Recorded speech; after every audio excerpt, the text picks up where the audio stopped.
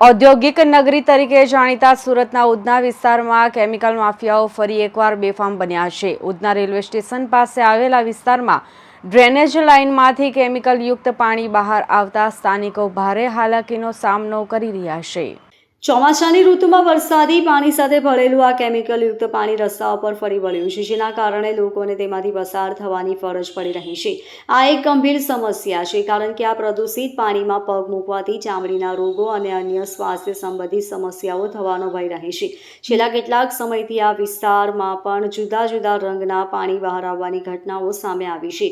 પહેલા લાલ, પછી ગુલાબી અને હવે ભૂરા રંગના પાણી ડ્રેનેજમાંથી બહાર નીકળ્યું છે, જે સ્પષ્ટપણે દર્શાવે છે કે ઔદ્યોગિક કચરો બેફામ રીતે ડ્રેનેજમાં ઠાલવવામાં આવી રહ્યો છે। સ્થાનિકોએ આ અંગે અનેકવાર સુરત મ્યુનિસિપલ કોર્પોરેશન અને ગુજરાત પ્રદૂષણ નિયંત્રણ બોર્ડને રજૂઆતો કરી છે, છતાં કોઈ નક્કર કાર્યવાહી કરવામાં આવી નથી। સ્થાનિક વહીવટી તંત્રની નિષ્ક્રિયતા સામે લોકોમાં ભારે રોષ જોવા મળી રહ્યો છે। આશ્ચર્યની વાત તો એ છે કે ઉધનાના ધારાસભ્યો દ્વારા પણ આ અંગે અધિકારીઓને રજૂઆત કરવા છતાં પરિસ્થિતિ જેસે થઈ રહી છે। અધિકારીઓ દ્વારા તેમની વાતને પણ ગંભીરતાથી લેવામાં આવી નથી।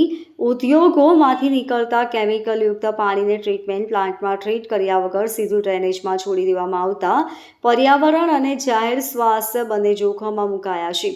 આ પરિસ્થિતિ જોતા જણાય છે કે કેમિકલ માફિયાઓ પર કડક નિયંત્રણ લાવવાની તાત્કાલિક જરૂર છે। જો આ પ્રદૂષણ પર અંકુશ નહીં આવે તો આગામી સમયમાં વધુ ગંભીર પરિણામો આવી શકે છે। આ મુદ્દે કડક પગલાં લેવા અને જવાબદાર ઉદ્યોગો સામે કાર્યવાહી કરવા માટે વહીવટીતંત્ર અને સરકાર દ્વારા તાત્કાલિક હસ્તક્ષેપ કરવો અત્યંત જરૂરી છે। Bureau report, LK star news, Surat.